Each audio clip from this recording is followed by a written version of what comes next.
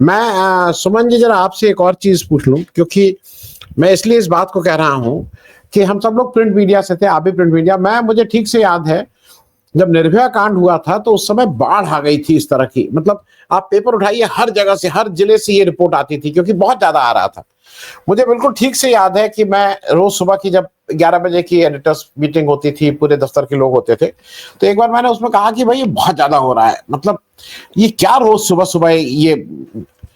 और इसको थोड़ा कम किया जाए इस रिपोर्ट को। तो मेरे एक बहुत यंग, मैं शायद पहले भी इस बात को कह चुका हूं, मैं फिर रिपीट कर रहा हूं,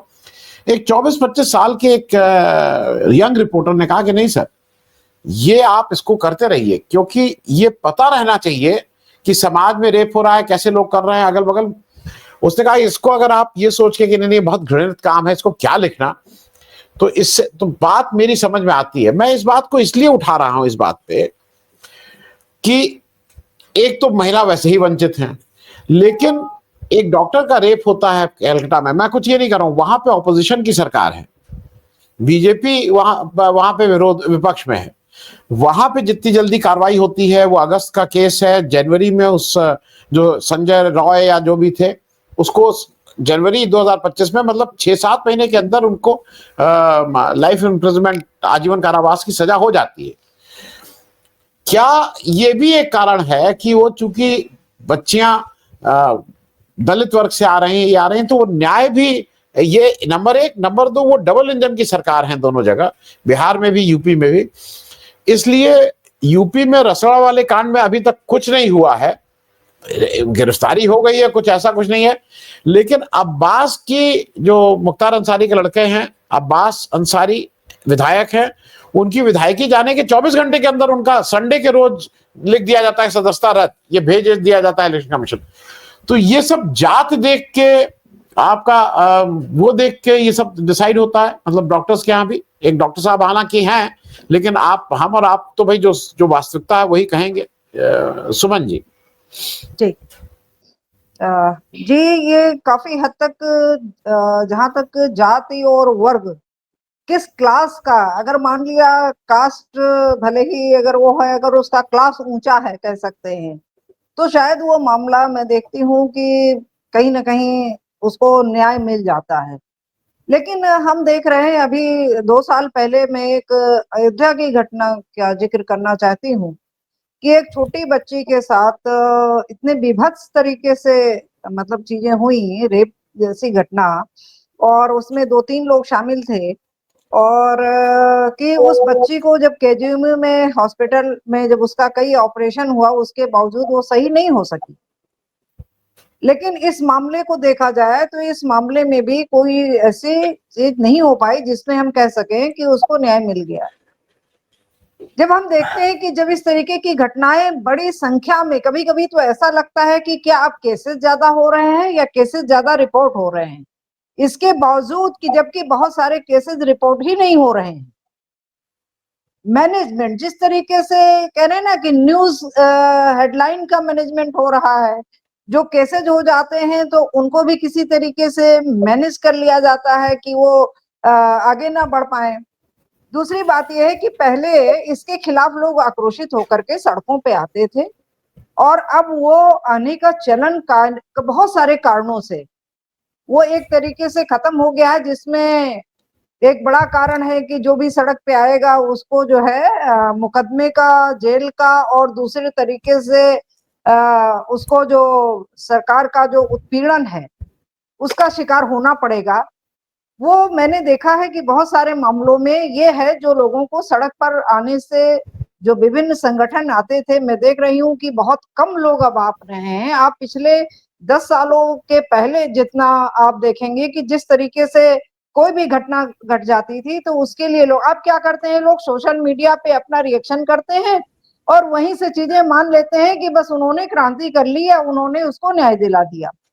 तो एक खासकर जो गरीब तबके के, वंचित तबके के, और अगर हम कह सकते हैं कि एससी एसटी और ओबीसी, एसटी एसटी ओबीसी का जब ये क्लास में जब इन बच्चियों के साथ जब कोई घटना घटती है, और खासकर अब जो है छोटी बच्चियों को बहुत शिकार बनाया जाने लगा है। ये एक अजीब सा ट्रेंड आया है कि जिसमें जो 7-8 साल की जो बच्चियां हैं उनके साथ बहुत घटनाएं घट रही हैं, जिसमें बहुत सारे मामलों में रिपोर्ट भी नहीं हो रही है, क्योंकि आप जानते हैं कि किस तरीके की स्थितियों से थानों पे गुजरना पड़ता है। और बहुत मामलों में परिवार ये समझता है अभी बच्ची छोटी है, जाने दो, इसके भविष्य का सवाल है। अभी भी इस बात का, और खासकर जो हमारा उत्तर प्रदेश है ना, ये इतना सामंतवादी प्रवृत्ति से अभी भी ग्रस्त है कि यहाँ पे हम बड़ी बड़ी बातें भले ही कर लें कि संविधान हमें सारा अधिकार देता है, जेंडर में हमारी बराबरी है, लेकिन हकीकत में जब हम जमीन पे उतरते हैं ना, तो हमें सारी असलियत समझ में आ जाती है। और जहां तक इलाज का सवाल है, अभी तो शीतल सिंह जी ने बहुत सारी डिटेल्स, अब मैं उसमें क्या जाऊं, उन्होंने बहुत सारी बातें पहले ही कह दी हैं। मैं देख रही हूँ कि जो हमारा जब लखनऊ में बहुत सारे जो आसपास के, जबकि उत्तर प्रदेश में मेडिकल कॉलेजों की बहुत बड़ी श्रृंखला हो गई है, निजी स्तर पे, सरकारी स्तर पे 2 एम्स भी हो गए हैं, लेकिन जब इलाज का मामला आता है तो हर आदमी लखनऊ की ओर या दिल्ली की ओर देखता है। क्योंकि जिस सीएससी पे अभी मुझे एक ज्ञात हुआ कि पता चला कि सीएससी पे एक उसका स्वास्थ्य कर्मचारी का जो है वेतन इसलिए रोक लिया गया क्योंकि उसने जो है सिजेरियन का जो है जो लक्ष्य दिया था गवर्नमेंट ने, उसको पूरा नहीं किया। तो मैंने पता किया कि ये सिजेरियन जो है, ये इसका भी कोई लक्ष्य होता है क्या? कि भाई हम लोग तो यही मानते हैं कि प्राइवेट सेक्टर में ये होता है कि डिलीवरी इसलिए लोग सिजेरियन कर देते हैं क्योंकि वो प्राइवेट सेक्टर ज्यादा पैसा बना सके। लेकिन यहाँ पता चला यहाँ तो गवर्नमेंट सेक्टर में ये लक्ष्य हो गया है कि भाई वो सिजेरियन हो जाए। तो मैंने कहा ये बताइए कि वहां पर क्या एनेस्थेसिया के डॉक्टर या गायनकोलॉजिस्ट जो सर्जन जो उसके ऑपरेशन करेंगे, ऐसी क्या मौजूदगी है? तो पता चला नहीं, वो तो 2-3 सीएससी को मिला करके एक डॉक्टर क्या जो है। तो बताइए, एक समय में अगर कहीं इस तरीके की समस्या है तो दूसरी समस्या तो कहते नहीं, हम तो इंजेक्शन लगा देते हैं और उसको हम रोक लेते हैं, फिर जब वहां का डॉक्टर जब फिर बाद में जब इधर जब उनको उधर कर लेते हैं तो फिर इधर आते हैं। तो मेरे ये नहीं समझ में आता है ये स्वास्थ्य की कौन सी व्यवस्था है कि जो एक निश्चित प्रक्रिया के तहत जो चीजें होती रही हैं अब तक के, उसमें भी ये अजीब से जो है रूल्स रेगुलेशन लागू हो जाते हैं। और डॉक्टरों की संख्या की क्या बात कही जाए, जो संविदा पर जो डॉक्टर्स कुछ रखे भी गए, उनकी भी जो हम देखते हैं सीएससी पीएससी, आप डिस्ट्रिक्ट लेवल के हॉस्पिटल में सारी चीजें उपलब्ध नहीं। मेडिकल कॉलेज हमारे यहाँ बना है और मेडिकल कॉलेज में जब भी कोई जाता है तो पता लगा वहां से भी रेफर हो जाते हैं लोग। तो जब मेडिकल कॉलेज से भी लोग अगर लखनऊ के लिए रेफर हो जाएंगे तो बताइए हम किस स्वास्थ्य के और किस वर्ग की, किस सुविधा, स्वास्थ्य सुविधा और जो लॉ एंड ऑर्डर में जो खासकर जो महिलाओं के खिलाफ अपराध का मसला है, हम उसके लिए कहाँ जाएं, कैसे करें? ये वास्तव में एक बहुत चिंताजनक स्थिति है। और समाज में जिस तरीके से मैं समझती हूँ कि ये जहां तक राज्य के खिलाफ अपराध का मामला है, वहीं हमारे समाज में जिस तरीके से गवर्नमेंट ने क्या किया है कि जिस तरीके से वो शराब पिलाने पे नशे का इस तरीके से व्यापार बहुत बढ़ रहा है, जिसकी वजह से भी ये बहुत घटनाएं हो रही हैं। मैं तो इसमें एक कारण ये भी समझ रही हूँ, और जिसमें लॉ एंड ऑर्डर और ये महिलाओं के खिलाफ अपराध का मामला वो उससे भी जुड़ा हुआ है। जी जी जी जी।